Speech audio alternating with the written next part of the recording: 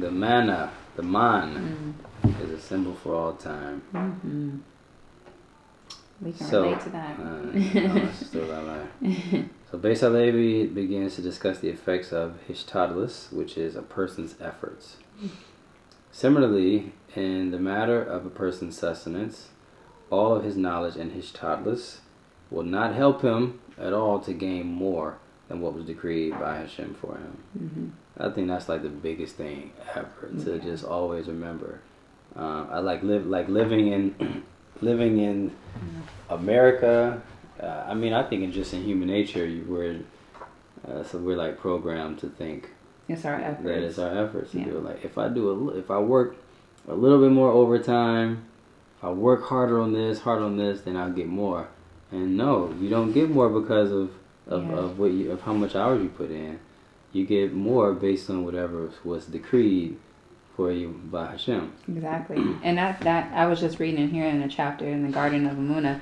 It said that, if a promotion, you were supposed to, get that promotion at your job, whatever, and you didn't get it. It said, don't be angry at the management or the owners of the company because you didn't get that, because that's what was ordained for you not to get that position, right? It's something, there's a reason, there's a purpose in that of why you didn't get it, right? And remembering that, because I think sometimes we think, I did the job right, I did this, it was my efforts of this and this and this, and sometimes that's not what Hashem wants for you. He sees what's best, right? Yeah. So then it gives the pasuk that states in Shemot 16:18, they measured what they collected in an omer. Whoever took more had nothing extra. And whoever took less was not lacking. And the manna was a sign for all generations that a person's effort will not help him whatsoever to get more than what Hashem decreed for him. Yeah. It's just the greatest lesson ever. So then in the commentary it says, when it comes to our livelihood, although we must put in hishtadlus, our effort, our work does not determine the outcome. As Beis HaLevi himself makes clear, we are required to work hard to earn a living, but once we have made appropriate hishtadlus, nothing we do can change that which Hashem has decreed. That's right. Rav Wasner ruled that even maintaining a savings account is perfectly acceptable and does not reflect the lack of bitachon, as it falls under the category of general hishtadlus. The effort we should make to sustain ourselves, alongside our belief in the ultimate result, depends solely on Hashem. Of course, baby up. Thought I heard baby. It's a movie. Oh, of course, to truly live one's life with such an attitude is a very high level of bitachon. Nevertheless, we should strive to apply this message in times when money is short, when we have enough for right now, but question what will happen in the future. That's her. I knew it. What time is it? Yeah, because we put her in at like 10. We did? 10:30. I thought that was an hour ago. So it says, at such times we should remind ourselves that it is Hashem who provides us with the sustenance we need, and no one can add to or subtract from that which He has decreed. No matter how much manna a person collected, he always ended up with the same amount. Same amount. Didn't matter. Like they thought that their efforts was gonna do more. Right. Exactly. I'm going to spend some more hours and just try to collect a little bit more. They got back home, and it was still exactly what they needed. Exactly what happened decreed. Yeah. And what I really loved though about the story of mine was that, right, the question comes up of like, how come Hashem didn't just give him a month's worth? Right. I love that. Yeah. So he easily could have just fed them a week, a whole big spread. Even a week, right? Even a week's worth. But why did he feed them daily? To keep them coming back to Hashem every single day. Yeah. And to teach us a lesson that we just need to focus on today. And the picture, I mean the thing that we have in our kitchen, I mean, that couldn't have been more of a perfect daily reminder. I know.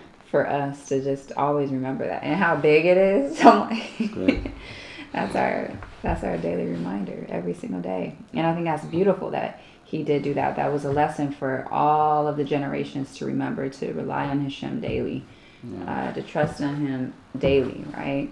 It's not, oh, I want to trust him, 2 weeks from now, or a week from now, or a month from now. It's like, no, every single day he wants you to be connected to him. Which is so beautiful about Livelihood. That's just something that I know that you are very big about, of doing Livelihood, and that's something that I want to work on even more for myself, of doing, even if it is like starting off 5 minutes daily, which throughout the day I am like talking to Hashem, right? Even with the kids, or if I'm in the kitchen, I find myself always in the kitchen is where I talk to him the most, of like if I'm cooking or whatever, and I'm just thanking him, and it's my time to just thank him, and maybe release some things that are on my mind, or just speak some things, or maybe even some prayer a little bit. Because I get in those places too, where I'm like, oh, I want to have more time to be able to do Livelihood. Yeah. But when we really think about it, like, I think sometimes we can be a little hard on ourselves because we think we have to be in a certain place. Right. Or it has to be perfectly quiet. It has to be perfectly quiet, but no. Yeah. Right? Livelihood is right. Yes. There's an aspect of it that's secluded prayer. Yes. Right. But if you can't get secluded, why not still talk to Hashem? Exactly. Right. Well, especially for like me, like that could be more challenging for a mom with so many kids. Yeah. But that's still like making that time of doing something, instead of just saying like, hey, I just didn't have no time to even have some time with Hashem. Right. And like you said, that's the beauty of Livelihood. That it's like, no matter where you are. Which is why I think it's so important for you though to have that secluded time, especially for the men.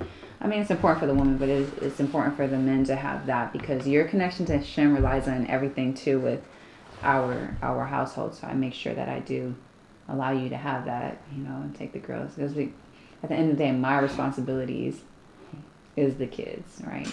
I mean, it definitely helps me. Just you taking the girls up today, like I felt so good, because it was like, I can like really still my mind, and just like, it's just quiet. I don't hear nothing. I like to be able to hear myself think, and it's a lot going on. There's music playing, there's kids running around. No, I get it. And that's why I when I see you, I notice it, and I try to, my best always to, take the girls upstairs or do something, with them, and give you that time. No, I appreciate it. But I think we have to just remember too, like, if I'm driving, it's me by myself in the car. I use a lot of times when after I drop the kids off. That's a 40-minute drive sometime. Like, that's 40 minutes that's me and Hashem. Huh? I want to turn off. Okay. Turn the TV off? Yeah. That's great. I think it's off right now though, isn't it? It's not on anymore. No. Yeah. Okay. Okay, you gonna lay down now? So you can have some quiet time? No. I'm done. You done what? Bed. You didn't even go to bed. You didn't go to bed. Done. That was You should 5 close minutes. your eyes. Yeah, go get just a little bit of sleep. Take a 30-minute, 45-minute nap. It'll be good for you. Yeah, that's what your body needs. Okay? Hey, don't put your teeth on the table. Your teeth. Okay. Okay? Okay. Close your eyes. Okay. I love you. Love you.